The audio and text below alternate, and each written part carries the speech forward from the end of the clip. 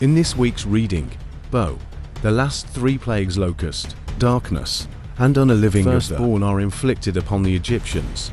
Moses commands the Israelites concerning the paschal offering and the laws of the Seder. After the final plague, Pharaoh unconditionally releases the Israelites from his land. Plague 8.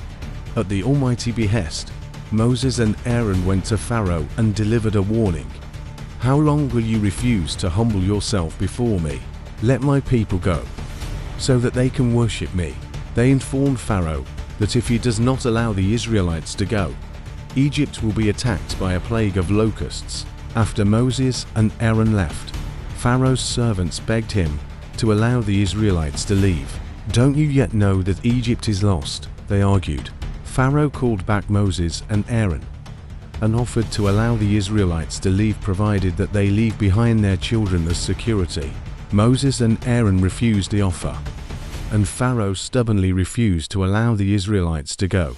Moses stretched out his hands, and swarms of locusts swept down on Egypt. They consumed absolutely every blade of grass and all the crops. Pharaoh beseeched Moses to pray to the Almighty for the removal of the locusts, promising to then release the Israelites.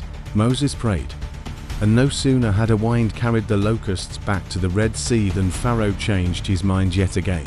Plague 9. A frightful darkness descended upon Egypt. 4 days, the entire nation was incapacitated by the debilitating pitch darkness. But for all the children of Israel, there was light in their dwellings. Pharaoh summoned Moses again, offering to release the Israelites if they leave behind their cattle. Moses refused the condition. Pharaoh sent Moses away, warning him to never appear in his presence again. For on the day that you see my face, you shall be no more. Moses agreed, but not before he delivered a final message that the Almighty relayed to him at that moment. The Almighty told Moses that he would visit one more plague upon Egypt, after which Pharaoh will actually drive the Israelites from his land. Parenthetically, at that time the Almighty also instructed Moses to ask the Israelites to borrow from their Egyptian neighbors jewels, silver and gold. The Israelites complied, and the Egyptians readily lent out their valuables. Moses delivered the Almighty warning to Pharaoh.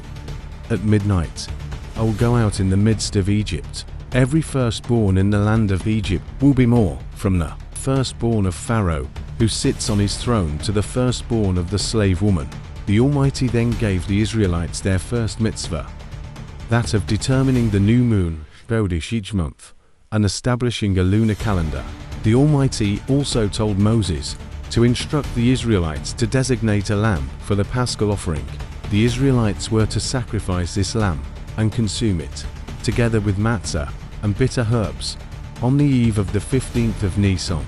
The blood of the lamb was to be smeared on the lintels and doorposts of the Israelite residences, and all inside those homes would be spared when the Almighty descended to smite the Egyptian firstborn. The Almighty also instructed that for all future generations this day would signal the beginning of the 7-day holiday of Passover, during which no leaven may be eaten or possessed. Moses gathered the Israelite elders and conveyed to them the Almighty instructions. Plague 10. At the stroke of midnight, the Almighty slew all the Egyptian firstborn. No Egyptian home was spared, and Egypt erupted in a great outcry.